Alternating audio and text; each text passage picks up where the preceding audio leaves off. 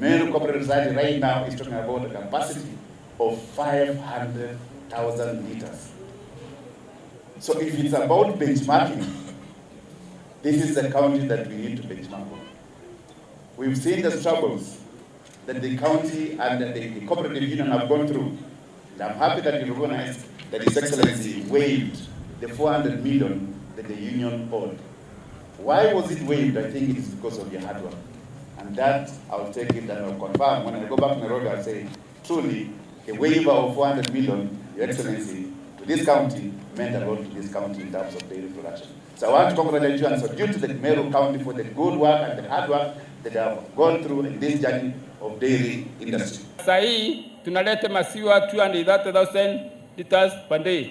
Kwa hivyo tuko karibu nusu ya ile capacity tuko nayo.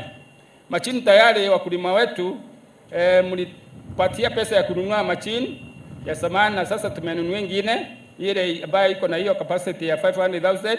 Kwa hivyo tunataka maziwa mingi. Kikamilifu Meru Farmers Dairy Union mmesikia tunaongeza soko na kununua maziwa kutoka kwenu, na kila mwezi na kila mwaka tunatumia milioni 80 kununua maziwa ile tunapelekea watoto wa nursery.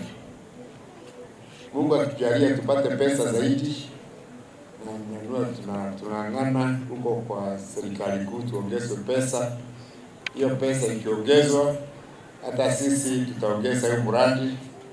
Baada ya kupeana maziwa siku 2 tu, tuone kama tunaweza kupeana siku nyingi zaidi na tuongeze hii pesa.